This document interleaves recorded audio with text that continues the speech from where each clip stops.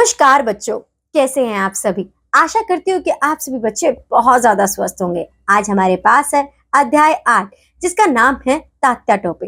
और जैसे हम तात्या टोपे की बात करते हैं तो हमें याद आता है हमारा स्वतंत्रता का एक बहुत ही शानदार और बहादुर क्रांतिकारी। तो चलिए बच्चों, पढ़ते हैं तात्या टोपे के बारे में डिटेल में हमारी एक्सपर्ट के साथ। हेलो बच्चों, कैसे हैं आप सब। तो चलिए बच्चों, आ जाइए अब हम शुरू करें हमारी कक्षा। अपनी अपनी किताबें खोल लीजिए, है ना। तो बच्चों, आज की कक्षा में हम करेंगे हमारा अध्याय 8 जिसका नाम है, बच्चों देखिए, इसका नाम है तात्या टोपे। तो आइए बच्चों, अब हम पढ़ते हैं तात्या टोपे जी के बारे में। चलिए देखिए, इस पाठ को बड़े ध्यान से पढ़िएगा बच्चों, है ना। देखो, तो इसका सबसे पहले हम पाठ का सार पढ़ते हैं, यानी कि चैप्टर समरी। देखो बच्चों, क्या है चैप्टर समरी में। प्रस्तुत पाठ में भारत के वीर सपूत तात्या टोपे का वर्णन किया गया है। उन्होंने अकेले ही अंग्रेजी सेना को परेशान कर दिया था। आइए उनके बारे में पढ़ें। तो बच्चों देखिए, यहाँ पे तात्या टोपे के बारे में ही बताया जा रहा है कि उन्होंने अकेले ही अंग्रेजों की नाक में दम कर दिया था। आइए अब हम पढ़ते हैं इनके बारे में। देखो, स्वतंत्रता प्राप्ति से पूर्व हमारा देश अंग्रेजों का गुलाम था। गुलाम यानी कि उनके अधीन था, है ना। हम तो सभी जानते हैं अंग्रेज भारतीयों पर अनेक प्रकार के अत्याचार करते थे। उनका मुख्य उद्देश्य भारत से अधिक लाभ उठाकर स्वयं को संपन्न करना था। तो देखो बच्चों, आप जानते हैं ना कि हमारे देश, देखिए हमारा देश पहले बहुत ज्यादा मतलब आप कह सकते हैं एक धनी था, है ना, धनी देश था, है ना बच्चों, जिसे हम सोने की चिड़िया कहते हैं। लेकिन जब अंग्रेजों को ये पता चला तो वे चाहते थे, उनका देखिए मुख्य उद्देश्य यही था कि भारत से ज्यादा जो है लाभ उठाकर जो है लिया जाए, है ना। देखिए, आप खुद को संपन्न करना, यही था उनका मुख्य उद्देश्य। भारत के संसाधनों का उपयोग करके वे अधिक से अधिक लाभ कमाना चाहते थे, है ना। अब देखिए इसके आगे फिर आगे होना क्या था। देखिए, भारत की संपदा और संपत्ति को लूटने के लिए अंग्रेजों ने कई हथकंडे अपनाए, यानी कि उन्हें नए नए जो है इन्होंने तरकीबें लगाई ताकि ज्यादा से ज्यादा जो है हमारी संपदा को, हमारी संपत्ति को लूट सके, है ना। भारतीय राजाओं के राज्यों को हड़पा, किसानों से कच्चा माल न्यूनतम मूल्य पर खरीदा और खजानों को लूटा। तो समझ आ रहा है ना कि देखिए अंग्रेजों ने कितना कुछ किया, है ना। देखिए हमारे राजा, हमारे भारत के जो राजा थे उनको लूटा, है ना। उनके देखिए उनको जमीन को हड़पा बच्चों, देखिए किसानों से कच्चा माल जो बच्चों न्यूनतम रुपयों में खरीदा, है ना, और देखिए खजानों को लूटा। अपना स्वार्थ सिद्ध करने के लिए वे सामूहिक नरसंहार करने से भी पीछे नहीं हटे, यानी कि समूह में करके, है ना, कि यानी कि बच्चों उन्होंने कई लोगों को इकट्ठा करके देखो उनको मार भी डाला, ठीक है, यानी कि सिर्फ उन्होंने अपना स्वार्थ को सिद्ध करने के लिए। अब देखिए इसके बाद क्या हुआ। अंग्रेजों के अत्याचार असहनीय थे। उनको देश से बाहर खदेड़ने के लिए समस्त भारतवासी व्याकुल थे, यानी कि हमारे पूरे भारत के लोग यही चाहते थे कि किस प्रकार जो है, किसी भी प्रकार से इन्हें बाहर से जो है फेंका जाए, बाहर निकाल कर जो है फेंका जाए, है ना। देखिए, सन 1857 में अंग्रेजों के विरुद्ध समस्त भारतवासी एक साथ उठ खड़े हुए। कब बच्चों, यहाँ पे 1857 में, है ना। और देखिए देश में चारों ओर अंग्रेजों के अत्याचारी शासन को जड़ से उखाड़ फेंकने की लहर सी दौड़ गई। कब बच्चों, ये सब हुआ था 1857 में। देखिए सभी भारतवासी जो इकट्ठे हो गए थे और मतलब एक लहर, मतलब लहर दौड़ गई थी बच्चों की, किसी भी प्रकार से अब बस इनको बाहर जो निकाल कर फेंका जाए, है ना। देखिए, रानी लक्ष्मीबाई, नाना साहब और पेशवा के सेनाओं से अंग्रेज सेनाओं का घमासान युद्ध होने लगा, है ना। देखिए सभी जो हमारे देखिए वीर सेनानी थे बच्चों, देखिए सभी लोग बिल्कुल दम लगा कर देखिए लड़ रहे थे अंग्रेजों से, है ना। उन्हें किसी भी प्रकार से बाहर खदेड़ने की मतलब कोशिश कर रहे थे, है ना। सन 1857 के प्रथम स्वतंत्रता संग्राम में हजारों भारतीयों ने बलिदान दिया। इसी स्वतंत्रता संग्राम में एक भारतीय सपूत ने अंग्रेजी सेना को की नाकों में क्या किया बच्चों, नाकों चने चबा दिए, यानी कि बहुत मतलब नाक में दम कर दिया, है ना। ये कौन थे, देखिए वह वीर सपूत था तात्या टोपे। तात्या टोपे का जन्म एक साधारण ब्राह्मण परिवार में हुआ था। तो देखिए बच्चों, समझ आने की, देखिए बच्चों 1857 में जो हमारा पहला प्रथम स्वतंत्रता संग्राम था, उसमें देखिए कई सारे भारतवासियों ने मतलब उसमें भाग लिया था, लेकिन एक अकेला कौन था यहाँ पे, हमारे वीर सपूत तात्या टोपे, जिन्होंने अकेले ही अंग्रेजों की नाक में दम कर दिया था, है ना। उनका जन्म जो हुआ था बच्चों एक ब्राह्मण परिवार में हुआ था। इसके बाद देखिए फिर क्या होना था। वे नाना साहब के यहाँ एक सिपाही के पद पर कार्य करते थे। जब नाना साहब और अंग्रेजी सेना के मध्य युद्ध छिड़ा तो उनका नया रूप उभर कर सामने आया। तो देखिए बच्चों, समझ आ रहा है कि वो नाना साहब के यहाँ जो है एक सिपाही का काम करते थे, लेकिन जब अंग्रेजों से युद्ध छिड़ा बच्चों, तब उनका जो एक नया रूप है वो सामने आया। अपनी वीरता और पराक्रम से वे एक मामूली सिपाही से नाना साहब की सेना के सेनापति बन गए, है ना। फिर उन्हें सेनापति बना दिया गया। उनके नेतृत्व में हजारों सैनिक थे, ठीक है। अब देखिए इसके बाद बच्चों फिर क्या हुआ। देखो, कानपुर के आसपास घने जंगल थे। भारतीय स्वतंत्रता सेनानी इन जंगलों में छिप जाया करते थे, है ना।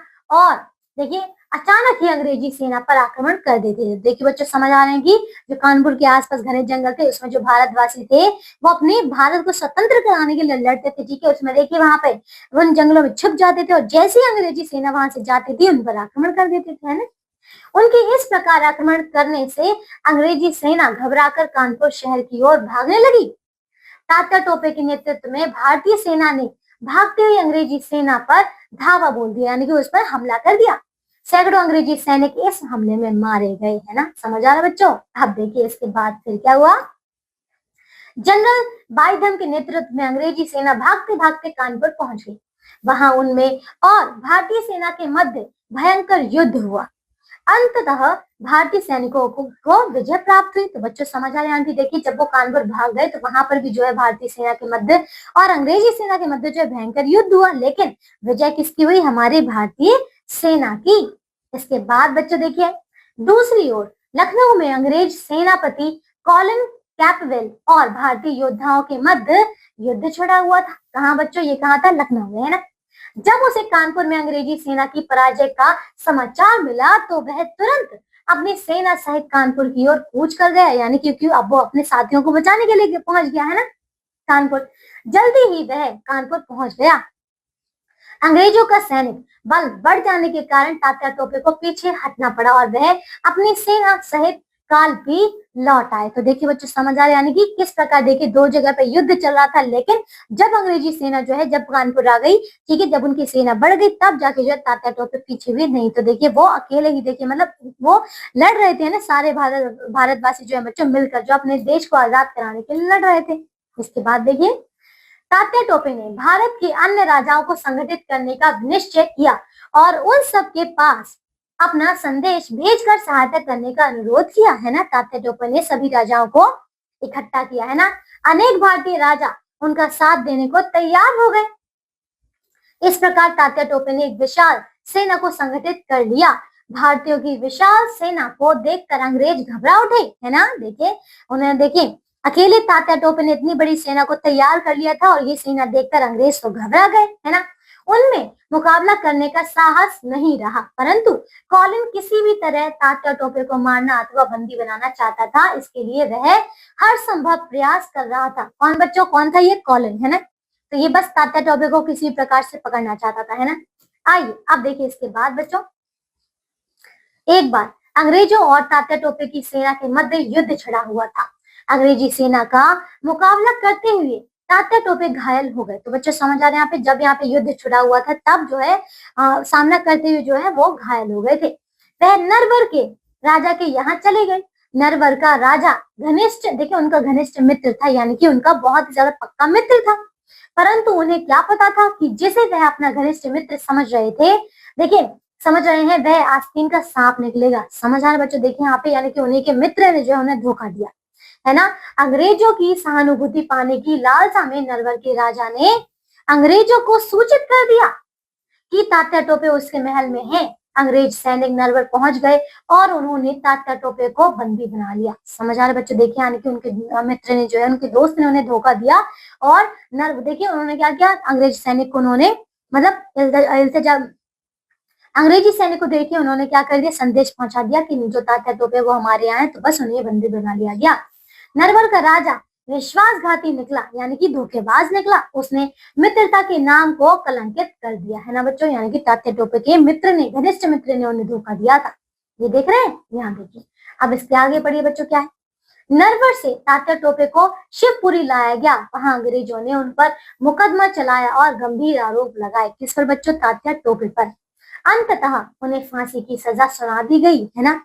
देखिए भारत के इस महान वीर और शत्रु विनाशक सपूत ने भारत की स्वतंत्रता के लिए स्वयं का बलिदान दे दिया, है ना। देखिए बच्चों यहाँ पे उन्हें फिर फांसी की सजा सुना दी गई और उन्होंने देखिए अपने प्राणों का बलिदान दे दिया।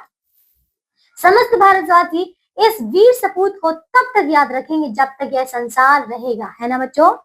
आइए अब देखिए इसके आगे फिर क्या हुआ। देखिए महान पुरुष ही अमरता का वरदान पाते हैं, क्योंकि उनके जाने के पश्चात भी उनका नाम सम्मान से याद किया जाता है ना बच्चों। क्योंकि देखिए ऐसे महान व्यक्ति मरने के बाद भी, देखिए मरने के उपरांत भी जो है सदा उनका नाम अमर रहता है ना। हमें महान पुरुषों के गुणों का अनुसरण करना चाहिए। तो बच्चों समझ आए। देखिए ये था हमारा अध्याय जिसमें हमने जाना कि अकेले तात्या टोपे ने जो देखिए इतने लोगों की, देखिए इतने अंग्रेजों की नाक में दम कर रखा था, और देखिए एक उनके पीछे पड़े थे कॉलिन, है ना, और देखिए अंत में उन्हें फांसी की सजा सुना दी गई। लेकिन ये बहुत गलत था बच्चों, है ना, गलत था ना। आइए अब देखिए बच्चों हमारा अध्याय पूरा हो चुका है। चलिए देखिए अब इसके शब्दार्थ यानी कि वर्ड मीनिंग्स। गुलाम इसका अर्थ है दास, स्लेव। हथकंडा यानी कि उपाय, ट्रिक। स्वार्थ यानी कि मतलब, सेल्फिशनेस। धावा बोलना यानी कि बच्चों हमला करना, अटैक। अंततः यानी कि आखिरकार, एट लास्ट। घनिष्ठ यानी कि गहरा, डीप। विश्वासघात यानी कि धोखेबाज, चीटर। तो बच्चों ये था हमारा अध्याय पूरा हो चुका है। इसके आखिर में बच्चों तो बच्चों अब आपको दिए गए अभ्यास कार्य, तो बच्चों इन सारे प्रश्नों को आप सभी बहुत अच्छे तरीके से पूर्ण करेंगे, है ना। मैं आशा करती हूँ कि आपको ये अध्याय पढ़कर बहुत अच्छा लगा होगा, है ना।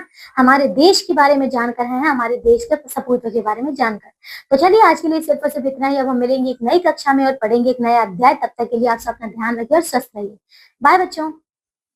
तो देखा बच्चों किस प्रकार से तात्या टोपे ने इस अंग्रेजों की सेना में रहकर भारत देश के लिए अपनी देशभक्ति दिखाई। इससे ये पता चलता है बच्चों कि अगर आपके अंदर देशभक्ति है तो आप बिल्कुल भी डरेंगे नहीं, आप निडर बन जाएंगे। आज के लिए बच्चों बस इतना ही। मैं आपसे मिलूंगी आपकी एक नई कक्षा में एक नए अध्याय के साथ। तब तक के लिए आप बहुत ज्यादा खुश रहिए।